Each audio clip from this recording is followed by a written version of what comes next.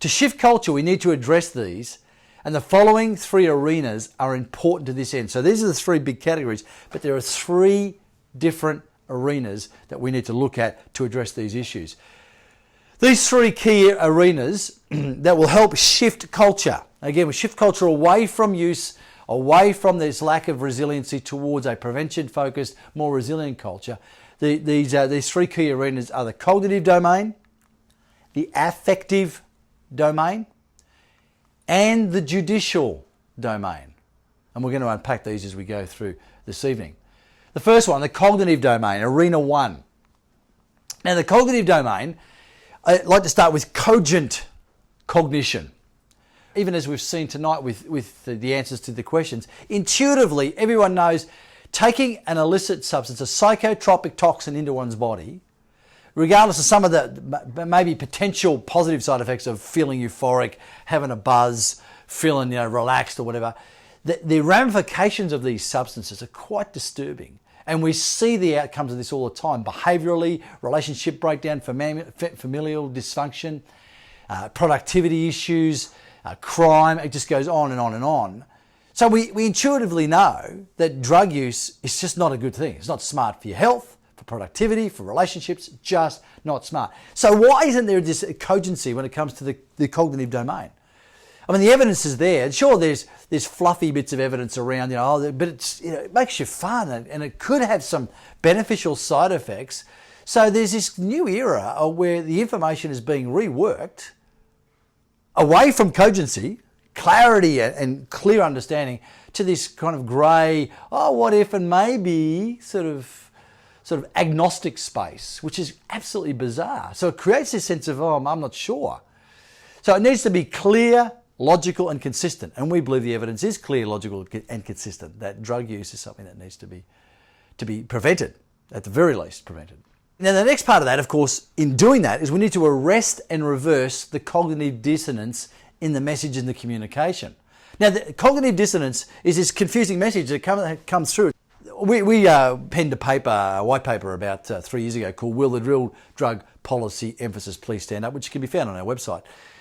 But again, it was looking at what was happening in drug policy, particularly in Australia. Now, we're talking, obviously globally, but this particular instance was in Australia. It was fascinating to watch the alcohol and other drug policy that was on the table in most states and federally. We've got these three different things. So we've got tobacco, we've got alcohol, and we've got illicit drugs. Okay, so they're the kind of three categories. Now, when it comes to tobacco in Australia, arguably the lowest smoking rates per capita in the world. Now, that's incredible. In 1945, I believe, just after World War II, there's approximately 75% of all men and about 60 or something % of all women smoke cigarettes in this country. Now we're down to the latest stats, I believe, about 15.5–16% of people are smoking. Fascinatingly enough, about 100,000 people per year give up smoking, give up cigarettes. But about 100,000 people per year take it up. Now you can imagine which demographic's taking it up. It's the under 24 bracket. And again, that's also linked now to cannabis use and alcohol use. So when people start drinking, then they start smoking, and then that's the delivery process of smoking makes stepping into cannabis easy, but that's another subject. We've got this remarkable success rate around tobacco. And the campaign for tobacco in this country, the campaign is one word, and the word is quit. The campaign is quit. So hang on, we've got this policy and this driver and this demand reduction strategy that says you will stop. Yet the ultimate goal is cessation. There's no argument there. There's no equivocation on that. We want you to stop smoking forever.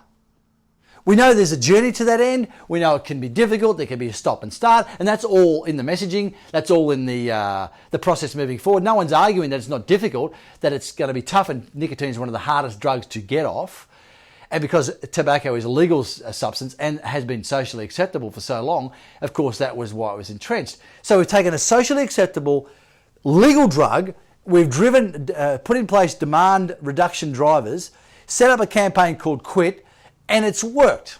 We've seen incredible reduction. Every cigarette is doing you damage.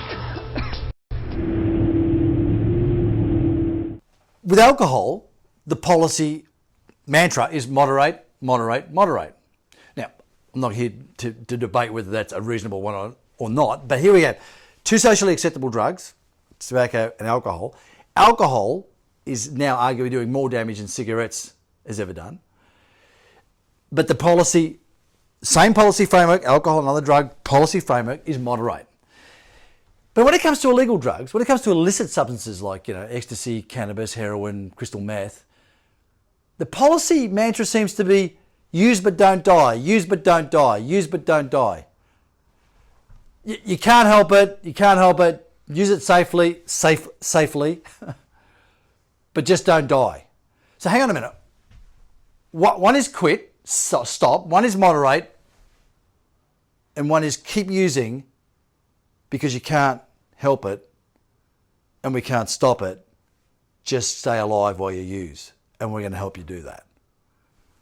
That's the message coming through. The idea of cessation and the clear projection for cessation and the drivers and the supports for cessation are almost non-existent because there's been an emerging culture that has seemingly convinced certain policymakers that this isn't a quittable offence. We can quit tobacco, but we can't quit illicit drugs. And the amount of people on tobacco were exponentially greater than the amount of people that are on illicit drugs. So we've got this regime of continuing to keep people on, either if not illicit drugs, then substitutes to illicit drugs. And often these people now, sadly, because they have not given real clear directions and potentials to cease, continue to use substitutes. And often not just using the pharmaceuticals, which are supposed to help them exit from drug use, but they stay on the pharmaceuticals and often supplement their pharmaceutical use with illicit drug use. So there's an ongoing use of drugs. So even though the process of supposedly helping people become drug-free is not a drug-free exercise, and they're told you can't become drug-free. With tobacco you can, but not with this. So the cognitive dissonance in this process is really quite disturbing. And the message is getting through that, okay, I can't possibly get off drugs. Yet we know thousands of people, organisations where full recovery, drug-free recovery is not only possible, but it's done and consistent. But that's band-aiding at the end. We want to move back into a prevention space, and that's why it's really important. So they're key issues here. But we've been here before, folks. I mean, this is not new. This is not somehow like in the last 20 years we've had this, this drug use epidemic, and all of a sudden we've never seen people use drugs before at a high level across the culture.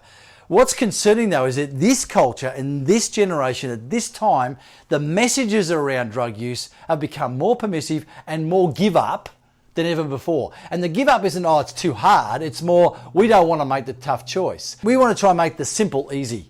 And because we can't make the simple easy, we avoid it. We just go, we can't change this. We can't fix this. Now, I want you to look at some of these slides. I mean, these are actually advertisements that were in the media about, between 50 and 60 years ago, roughly. Viceroy cigarettes. As your dentist, I would recommend Viceroys. Here's a dentist, flogging cigarettes. This nurse here, she's used with a Camel cigarettes. So we're using medical practitioners or clinicians promoting cigarettes. Look at this one. This is classic. What distinguished doctors found on comparing cigarettes? The call for Philip Morris. In other words, doctors are saying, well, Philip Morris seemed to be less irritating on your throat. So they're using medical practitioners to sell what is one of the nastiest drugs we've had in our society. Now, by today's standards, this kind of propaganda is outrageous. People go, this is ridiculous. The power of hindsight, 50 years on, how stupid they were. But make no mistake, people, make no mistake at all. The same propaganda is being used today to promote cannabis. Just cannabis. Other drugs as well, but MDMA or ecstasy, but cannabis particularly. Statements like doctors, lawyers, teachers use it. They still function. Why criminalise that behaviour? Why criminalise that drug use? It's no worse than alcohol. No worse than alcohol. So admitting at least it's as bad as alcohol, which we know is a devastating drug in our culture, but it's no worse than that. So let's add that to the alcohol list. Let's add another drug that's going to deconstruct culture and destroy lives to that list. That's the propaganda. And they're using professionals to do it. Now, it's staggering. There's not only the cognitive dissonance, but I think there's a level of hypocrisy and even a level of manipulation and con artistry that is quite staggering in this drug policy space. And when you look at that and you put that on the table, people go, well, that's kind of a bit strange, it's weird. It is. It's utterly unacceptable. Yet this is exactly what's being done. Yes or no? Do you believe nicotine is not addictive? I believe nicotine is not addictive, yes. Mr. Johnston. Congressman, cigarettes and nicotine clearly do not meet the classic definitions of addiction. I don't believe that nicotine or our products are addictive. I believe nicotine is not addictive. I believe that nicotine is not addictive. I believe that nicotine is not addictive. And I too believe that nicotine is not addictive.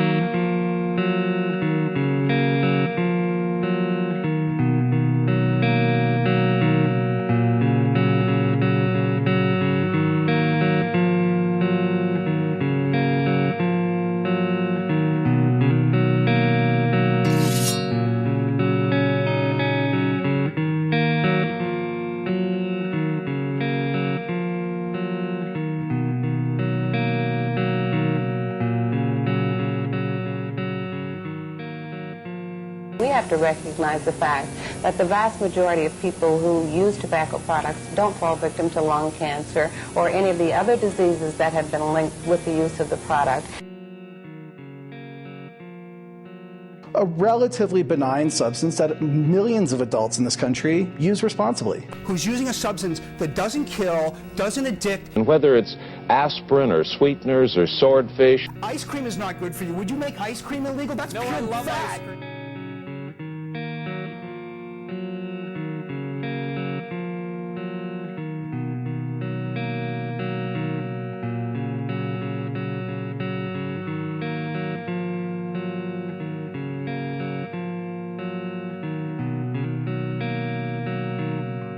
I don't believe that nicotine or our products are addictive.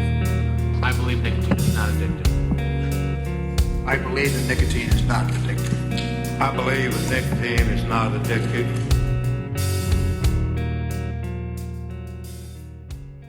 We've put together a snapshot, if you like, what we call the permissibility problem. So, acceptability, accessibility, and availability all increase consumption. That's an underlying axiom in the culture, particularly of substance use. Acceptability, accessibility, and availability all increase consumption. For example, what we call the permissibility transaction. In an attempt to either make palatable or pragmatic our choice around substance use, what we do is we move from objection and concern, which our culture had, 30, 40 years ago, to tolerance. We're sort of driven into that space where you've got to be tolerant, okay, it's going to happen and it's not good, but, come on, accept it. Be compassionate. And that moves in then the subtlety shift to acceptance and then normalisation. I still remember listening to a professor from a Dutch university at a pro-drug legalisation conference. Fascinating to watch him. And his key message was this. He said, whilst the number of people using illicit substances is growing in his country, across the board it's kind of static, and arguably from world trends it's actually lowering. He said the key is not how many people are using it, but how you can make it seem normal. And the normalisation process is a key to getting perception that this is part of culture now, accept it, live with it, and make it normal and validate it by making it normal. Of course, then that moves into entitlement. So once something becomes normalised, it becomes an entitlement. It's my right. There it is. Put the term human right in front of this, and away you go. How can you argue with that? It's my human right to take drugs. In fact, pro-drug activists use human right mantras to push their agenda. The three ones they use specifically are the right to autonomy, the right to privacy, and the right to healthcare. What I do with my body and my time is my business, and if I get sick, I'm entitled to healthcare and I'll be okay. Manage me. Again, that's not about the young. That's not about the community. That's not about family. That's just about me and what I do. I want to get off. I want to do it when I want to do it, and you need to look after me while I do it. That's the driver. And then the entitlement moves into necessity. This is absolute imperative. So no longer is it entitlement. I need this. And of course that moves to cultural intractability. In other words, like cigarettes and alcohol have become. You can never possibly get rid of these out of our culture. They're here forever. They're here forever. You will never change it. Just like Lou Gehrig's disease. Here forever, you won't fix it. Can't get rid of this. That's the message. You get that message in people's heads, they give up. They just go, oh, okay, yeah, okay, well, we'll just have to manage it then, won't we? And then finally, remediation. Eventually, it comes to the point where people go, this is, because it gets out of control, as we're seeing now, and the damage becomes more overt, becomes more impacting on individuals' lives, and then, of course, politicians get impacted, whole societies get impacted, wealthy people get impacted, people with influence, and say, I don't want this kind of behaviour. Crime's out of control. The healthcare budget's out of control. We need to change this. So we start to remediate, and the cycle goes back into a more deliberate prevention phase, if you like, or trying to remediate. So that's kind of what we call the permissibility transaction.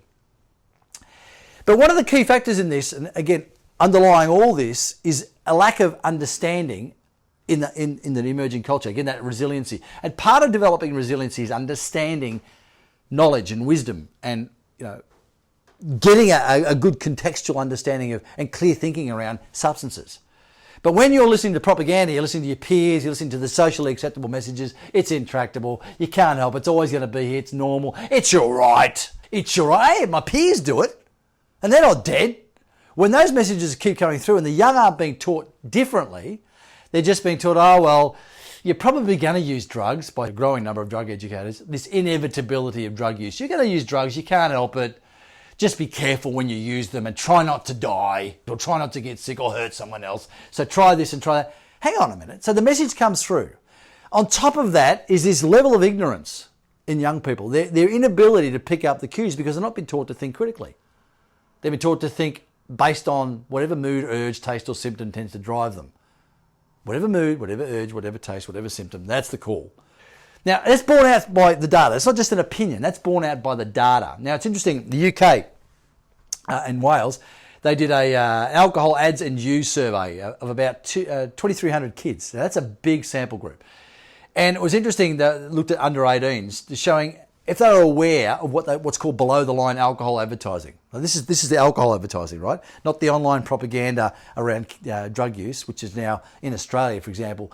The online promotion of cannabis to the online pushback against cannabis is 15-1 articles. So you've got 15 times more propaganda saying this is okay, it's safe, it's not bad, don't listen to the bad guys because they're telling you lies to the, hang on a minute, this is clinically proven to be a dangerous substance and for all sorts of reasons, and the data is being lost by the propaganda. So kids are in that space. Now when it comes to alcohol advertising, what they call below the line alcohol promotion, and usually this is done online, because people are now becoming, particularly in this country and other countries as well, alcohol advertising is being reined in because we know that it does create demand in young people and increases their consumption. For example, out of this survey, this is interesting, only 48%, roughly 48% of young people recognise that joining a Facebook group for an alcohol product was actually marketing alcohol. So that's less than half. Just on half recognised sponsorship of sports team shirts as alcohol marketing. So half the kids who see alcohol think it's normal. They don't think it's advertising. They think, oh, this is just part of culture. Only 48.3% recognised a festival named after a product as alcohol marketing. This is pretty scary stuff. And this is the emerging generation. This is how they're being educated. Only 51% recognised a piece of alcohol product merchandise as alcohol marketing. Again, these are other factors that are continuing to attend and merge with this growing lack of resiliency and adding only another burden of disease, if you like, to the current problem around substance use. Now, the culture of permission to fit is the next big driver. Now, you can see when a person is socially, emotionally, and culturally lacks resilience, and of course all of us need identity, we need significance, we need purpose, we need meaning, we need to fit. That's part of the human design. We need that. But when we're not getting that, and when we've got the factors that we need to have to make us strong and resilient, then we look outside of that to try and find ways to fit. And the cues we get from the culture, the cues we get from our peers, will be the drivers of how we need to fit. Now, what's interesting, two of the more significant drivers for use of illicit drugs in the 14 to 24 bracket or demographic, in the first world especially, are one, peer pressure. And of course, that exponentially increases in its influence when you're culturally and socially lack resilience. When you're not strong in yourself and who you are and what you made decision, then you simply become a sheep or a lemming. And the second one, interesting, is curiosity. And again, we're going to talk about this in a moment, how the curiosity driver works with propaganda, with branding, and with peer pressure. All these things work together to bring a driver to young people, both aided and abetted by permission culture. For example, how easy any drug, legal or illegal, is to get. And that's also a perception thing. Oh yeah, you can get drugs anywhere. You can get drugs anywhere, any street corner. If you know where to get drugs, you can get them. Yeah, I hear that. I know some places you can, but I got my entire neighbourhood. There's not one street corner where drugs are sold, not one. So again, these are the statements that have been made. The other aspect is perceived risk. The more a substance is normalised, and again, peer and propaganda. The dealer, listen, I've been using for ages, man. Look at me, I'm fine. I'm making a few dollars out of good times, fun. Oh, okay. So these are the kind of things that also add to peer pressure and also add to the curiosity thing. It's the sense of, okay, well, this guy or girl seems to be okay with this, so maybe it won't affect me. And I listen to the propaganda online. I have no idea what the real evidence is because I don't read scientific journals. I don't read medical journals. I just listen to the propaganda. I just listen to what my peers tell me is okay. I listen to what the advertisers tell me is okay. And it begins to influence the way I tick. Another piece of evidence that's come out of some research about peer usage and the emerging adolescents. Having one friend who consumed alcohol was uniquely risky for 10 to 12-year-old kids. So in that demographic is a kid between 10 and 12, and one of his peers or her peers is a drinker and they know they're a drinker. That has a powerful influence on that peer group, according to these studies. This effect was independent of the overall size of the peer drinking network. So it doesn't need to be a big influence at that age. It can only be one or two people that make that difference. The study controlled for puberty, exposure to high school and other factors. Vigilance, they say, vigilance to even minor contact with peers who drink may be important. And I would argue for any drug may be important. And prevention programs need to prepare children for major developmental changes. In other words, developing resiliency, understanding how they do develop resiliency, investing into that space, teaching people what that means, how important that is. These are key studies that are coming out. So we're seeing a picture emerge here of a need to really fortify and prepare a generation to do what needs to be done to become resilient, which will in turn buy into the cultural resiliency development that we need to shift culture. Just want to shift track a little bit and look again, the next layer of permissibility, what we call the culture of self-medication. Dr. Alex Wodak, who's probably Australia's preeminent pusher for drug liberalisation in this country, and the previous director of alcohol and other drug services at Sydney St Vincent's Hospital, is on record as saying this: for many people, life is quite stressful. A brief chemical vacation is one of the ways many people cope with the vicissitudes of life. Again, that statement talks about permissibility. That statement talks about a permission to actually engage, not in a healthy way, but in a way that suits your felt need. Now, the statement around stressfulness, again, stress is growing. The lack of resiliency in the culture is seeing stress grow. The lack of resiliency in society is making us less capable of being able to deal with stress, less capable of being able to deal with anxiety or the vicissitudes, the issues of life that create difficulties for us.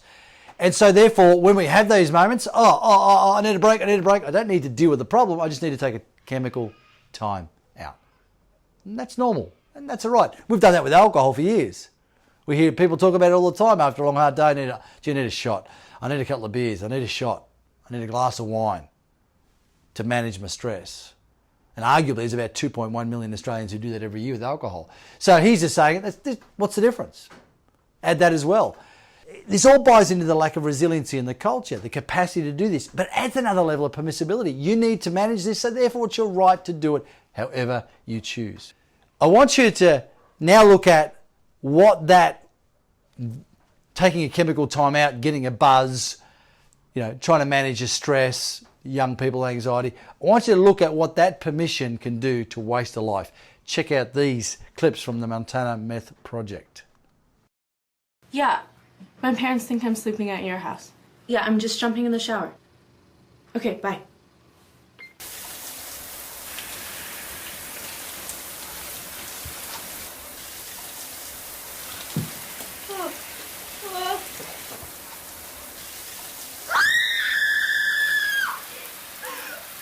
Don't do it. Don't do it.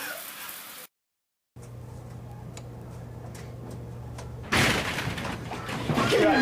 Give me money! I don't have any money. Shut up! Stop looking at me!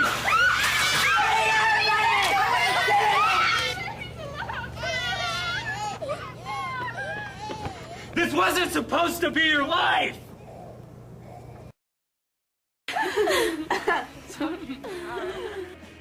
I'm gonna try meth just once. I'm gonna smoke this just once. I'm gonna steal just once. I'm going to sleep with him for meth just once. I'm going to try meth just once.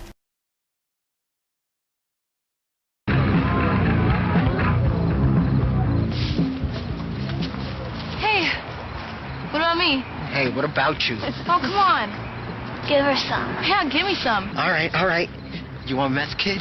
Here's your meth. And here's your meth dealer. And your meth boyfriends. And your meth baby. And don't forget your meth face. You sure? Yeah, just go. Okay, now, blow it out. Blow. You did it, kid. You're in. You're one of us now. You did it. All this is yours. We're gonna be shooting up together. We're gonna steal together. Sleeping together, We're gonna too. sleep together. You are gonna love every single minute. No! I'm trying it just this once. I'm only gonna try meth once. Just once. Meth once. Do meth once. Just once. Just once. Just once. I'm trying it just this once. Just once. I'm going to try meth just once. As you can see from that footage, that very powerful footage, that particular campaign was quite effective at just exposing some of the outcomes of those little, I have a right to do this, I'm just going to do this once, it's okay if I do it, and what that permission has cost. Now we're going to start talking about some remedial activities, engagement. So we're going to get a little bit more prescriptive now. To fix this, we need to address culture. We need to address culture. And in our particular era, where there are so many mechanisms that shape culture, that promote culture, that manipulate culture, we need to really work hard in this space. For example, pop-driven and viral mode, which is absolutely prolific. Now, that's the one where the most propaganda is driven, as I said before. That's where we're getting the most driver, particularly for the young person. Their perception of reality is being created by these drivers. And they believe what they're actually seeing is okay and normal and right, and there are no other perspectives outside of that bubble that they've been framed in. But what we argue is that media, government, education, vehicles, for example, like schools, all need to be on the same song sheet regarding the prevention message. So we can't have the government policy saying A, B and C, but media saying, well, who cares about what the government policy is, do whatever you want, we're going to promote, we're going to write an article about the benefits of smoking cannabis to relax. You can't have those messages. And then you can't have online that permission to say, well, actually, we can say whatever we like, and true or not true, without having a balanced approach to this. And so those things really need to be changed. And that's a tough one, but that needs to be done. Secondly, we need to look at cultural abuse. Now, Professor Michael Resnick, this is a term that he particularly coined.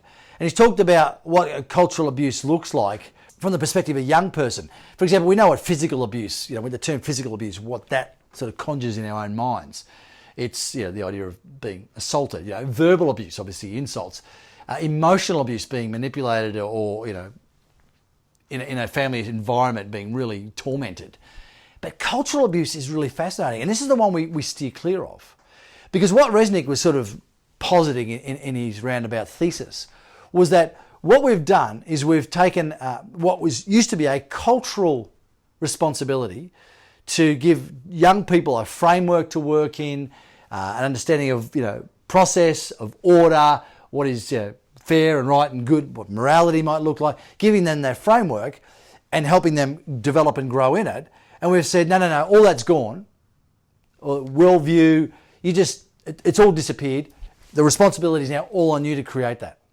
You need to create your own paradigm, your own value systems, your own purpose, your own meaning, your own direction. You need to do that. And we've landed it on the teenager, the adolescent, who's now more, arguably because of the way adolescence has now emerged in the 20th century, with less rites of passage, with less understanding of what their cultural expectations are, of less ability to actually frame and think clearly about issues, with a logical, cogent cognition. What we've got now is a young person who's just overwhelmed, and they're just taking bits and pieces of what they think's okay and operate on feelings, which are also being influenced by other factors, including media and peer pressure and propaganda. You can see what's happening, folks. You can see where the young person is going, I can't do this. And we've put that on young people. And that's what Resnick referred to in his general thesis as cultural abuse. We need to change that.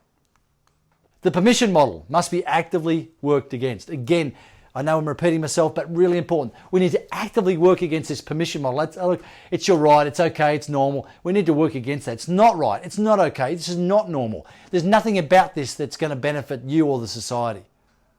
Even the functional drug users that still use a little bit every day and get by, their health is deteriorating, they're aging faster, their burden on the healthcare system is going to grow, they can't function without a substance. Hello? Even the basic enjoyments of life are diminished because the substance needs to be involved. There's no upside to this, people. There is none. Normalization messages. Control language, you control culture. That's an old anthropological principle. If you control the language, you control the culture. This is what propaganda is all about. This is about normalization messages. We're going to control the language. You can't say this about drug use. You can't say that about the drug user. You can't say this about certain things. Oh, okay. So we silence our prohibition language and we increase our permission language. And kids are going, okay, well, no one's saying this is bad. Oh, you can't say it's bad because you might denigrate someone. You can't make pejorative remarks. What's a pejorative remark? Drug use is dangerous, foolish, and it's going to destroy your life. Oh, no, that's too judgmental. So we erase that from the dialogue. And all of a sudden you have one dimension in your dialogue, which is outrageous.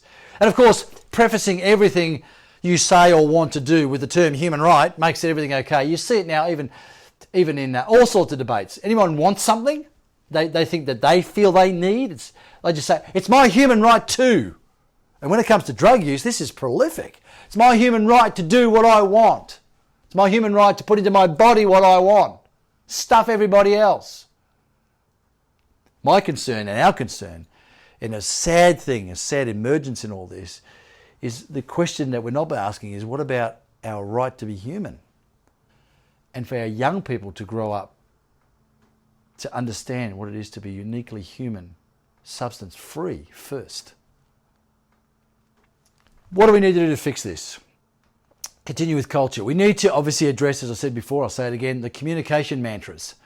Again, we hear great communication mantras from the pro-drug lobby. War on drugs has failed. Prohibition has failed. Oh, look, it's a done deal. So the only option we have left is to legalise drugs. Let them off the chain. That's the only option we have left. We hijack technical language and transition behavioural issues into victim language. So in other words, I'm not a person who's making a bad choice about taking illicit psychotropic substance into my body, breaking the law, taking a toxin, putting it in my body. That's not a behavioural issue. The first step is not a behaviour, it's a sickness. So hang on, I'm sick before I take the drug. I'm not sick after it. Yeah, when you're afterwards, arguably it's a disease. I call it a disorder. You've deliberately made a mess of your body, but the language now is it's a disease, a non-communicable disease. And that's a whole new topic, which we love to address, maybe not today. I'm happy to live with that language, non-communicable disease. But the first use of it, so hang on a minute, your first use was a behavioural issue. It's a choice. I engaged in a behaviour and I made a choice. No one had a gun to my head. Maybe they did. I understand we talk about this with young people. When peer pressure's on, when you're feeling incredibly vulnerable, you've been abused, the only thing you want to do is feel better, you might take drugs. That can feel like having a gun to your head. But in our first world countries, no one's walking around saying, take this drug or I'll kill you. So it's a behavioural issue. But that's been changed, and so when I've made that choice and I've stuffed up my life, I'm no longer a foolish person who needs to correct their behaviour and make better choices. Oh no, I'm now a victim. I can't help it. Now that's now taken over the space of conversation. So the kid who's now, or the young person or the adult who's caught in this, is now saying, oh no, I'm sick, I've got a disease I can't change. You need now manage me. Give me what I need to feel better. Now that's not the intention, I don't think, of that particular NOMA. But that's what's emerged. And now that with the human rights thing, I need to feel okay. My human right to feel nice and okay is my right. So give me what I need to feel okay, whether it's pharmaceuticals or illicit drugs to keep me feeling okay so I can cope with feeling bad. In what universe does that make sense? Now, I'm editorialising here, but in what universe does that actually make sense? Transformation and rehabilitation and recovery are not only possible, they are very likely if the right process is in place and if culture changes to enable it. One of the problems we have in our current culture around alcohol and other drug use is that we have set a priority of reallocating away from prevention. So prevention, like, it's too hard. Again, those mantras, the war on drugs has failed, which is, again, another subject for another day, and we've got so much data on how powerful and effective prohibition was, and the one-liners that are used by the pro-drug lobby to simply, the reductionist view of history and revisionist view of history, to put up a one-line and say, Al Capone, blah, blah, blah, therefore it failed. Whoa. We've got all the data on this, and credible data, both by economists, by social architects, by sociologists, and by lawmakers about how powerful these things were. As misguided perhaps as they were in the context, the impact was staggering. That's another subject for another day. But again, what we've done is we've kept allocating away from prevention, away from demand reduction. Even though it's part of the current harm minimisation framework, we've not allocated resources to that. I was at a summit recently and we talked about this, and we had to put a list on the board about the harm reduction processes and protocols in place. We talked about some of the recovery processes in place, and we talked about demand reduction, and the list was almost non-existent. Because people couldn't articulate, well, what's actually in the marketplace that reduces demand for drugs? Fascinating. Of course, policy permissiveness. Harm minimisation has been hijacked by harm reduction only ideologies. Now, we've no problem with the idea of harm minimisation as a platform, which has three pillars. Very, very important. Three key pillars. Supply reduction, obviously the removal of and accessibility to drugs and availability of drugs. Demand reduction, reducing, this is the key one, reducing the demand for drug use. And of course, harm reduction, and trying to reduce the horrendous harms that drugs do to people, like people die, people getting sick, communicating diseases. I get all that. No problem with the three pillars, but in our current framework, there's only one pillar that's been focused on, and that's harm reduction only. And such a focus has been that now the term harm reduction and harm minimisation are interchangeable. In other words, this is normal. This is what we've done. So the policy has now created a permissiveness. It's inevitable. You can't change it. And this kind of conduct continues to drive bad policy interpretation. Now, what's interesting here in all of this is that, and I'm just going to put this as a snapshot, Sweden as a nation has actually successfully done much of what we just talked about. Again, they didn't just start off with a nice clean slate and just made it work. They were one of the first nations to descend into drug use policy permissiveness. They were one of the first countries to let it off the leash, as it were.